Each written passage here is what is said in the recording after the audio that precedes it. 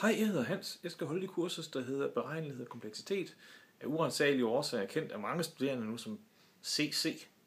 Jeg kan desværre ikke være her i dag til semesterstart. Jeg er på vej hjem fra Italien, hvor jeg har været til et møde, og jeg kommer først hjem en gang i aften. Så her får I en lille video, men vi ses også en gang i den her uge, hvor I har mulighed for at snakke med mig og stille mig nogle spørgsmål om kursets form, for det er en lidt anden form for kursus, end I måske er vant til.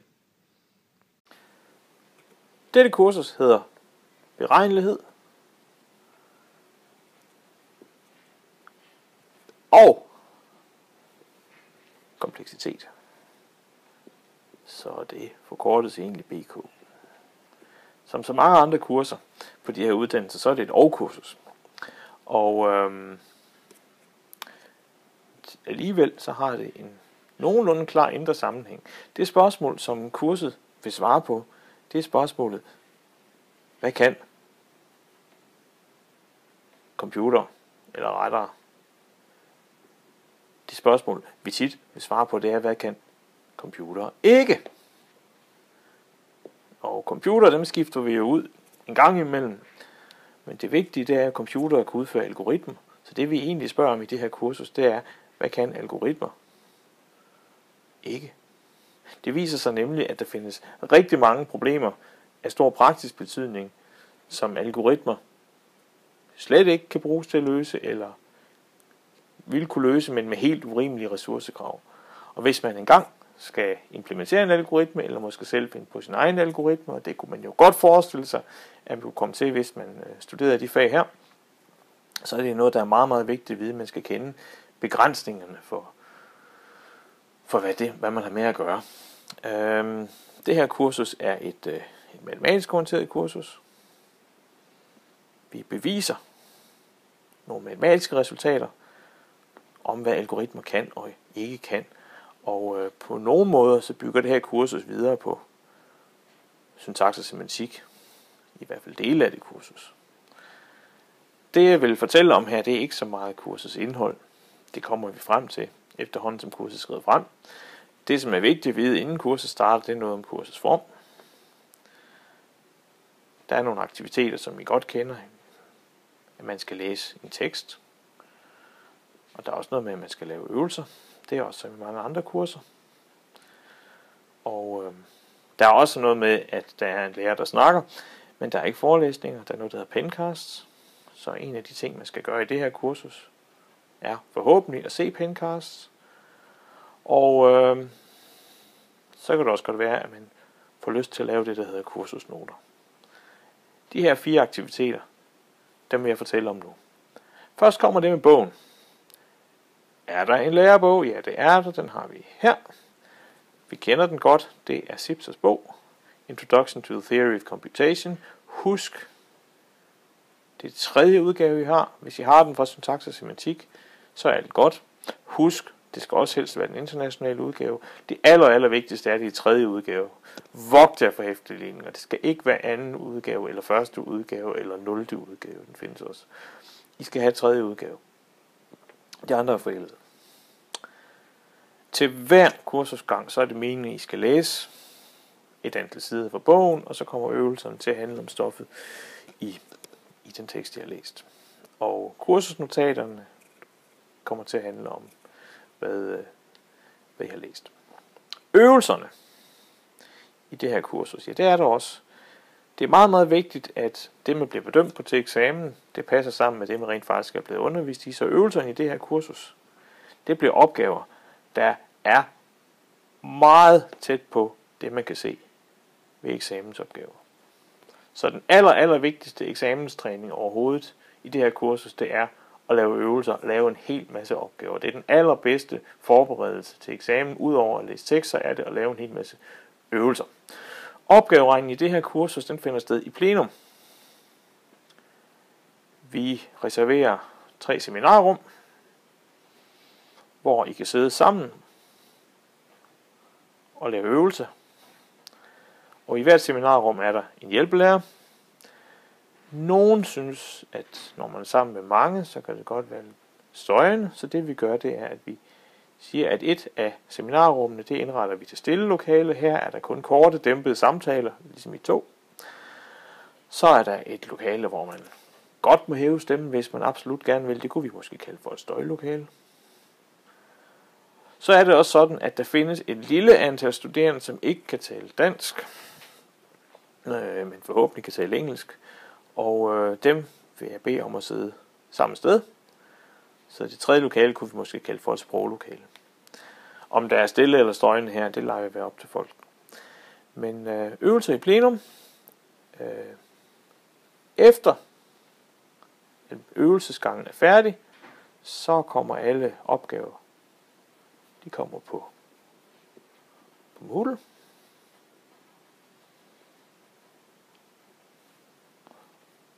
Og løsningerne kommer også op på Moodle, så man kan se en bud på vejledende løsninger. Der er en ting, der er meget, meget vigtig ved det her opgave, og det er, jeg har lavet nogle fortrykte opgaver.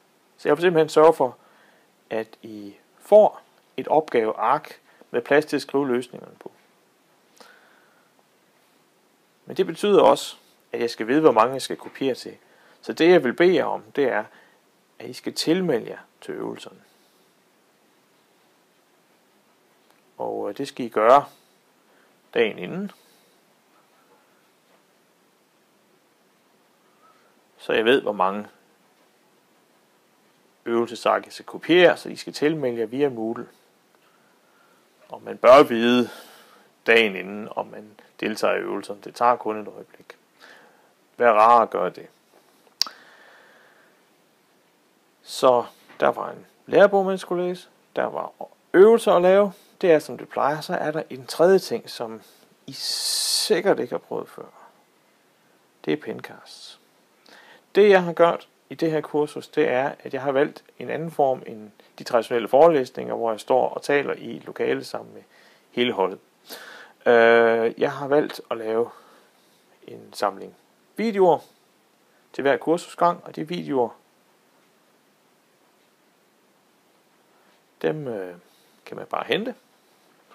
Det er sådan nogle små 10-15 minutter. Det var du simpelthen grimt. 10 minutter til 15 minutter per klip. Og så er der en samling klip til hver gang. Og de klip kan man se, når man vil. Der er afsat et tidspunkt i skemaet til, at I kan se Pencast, men I kan også, i stedet for at se dem kl. 2 om eftermiddagen, kan I se dem kl. 2 om natten. Og de klip, dem kan I downloade, og I kan se dem på jeres computer. I kan se dem på jeres tablet eller på jeres telefon, hvis I har en smartphone. Og de er til evigt eje. Så I må beholde de her klip, og I må se dem lige så mange gange I vil. Og I må også gerne modificere den, bare I krediterer mig, fordi I er under en Creative Commons licens. Det I ser nu er faktisk også en Pencast. Så I kommer til at se min smukke håndskrift i disse Pencasts. Godt. Så er der et sidste element, fordi jeg røbede jo allerede, der er en eksamen. Og eksamen, lad os lige nævne det først, hvad det er for en tingest. Eksamen, den er skriftlig. Den er 3,5 timer lang. Hvis man er færdig før, så går man selvfølgelig før. Og der er en ekstern sensor. Det vil sige en sensor, som kommer fra et andet sted end vores universitet. Og hvad må man tage med? Hjælpemidler. Der må man tage kursusnotater med. Og det er det eneste, man må tage med. Man må ikke tage sin bog med, eller sin ven med, eller sin computer med, eller sin, hvad ved jeg, med. Det eneste, man må tage med, det er kursusnotater. Og hvad mener jeg med kursusnotater? Jo, til hver eneste kursusgang kan man lave kursusnotater. Og det er 2 sider per gang. Og de 2 sider, de skal man uploade til Moodle. Der er en maksimal filstørrelse. Jeg vil sætte den til 50k. Det betyder, at det kan vældig godt betale sig at skrive sine kursusnotater i LaTeX.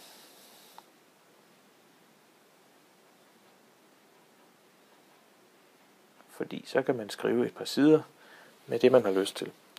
Og det er som sagt 2 sider per gang, og hvis der er 14 gange, så betyder det, at man kan have 28 siders kursusnotater med i alt. Og de udleveres samlet til eksamen.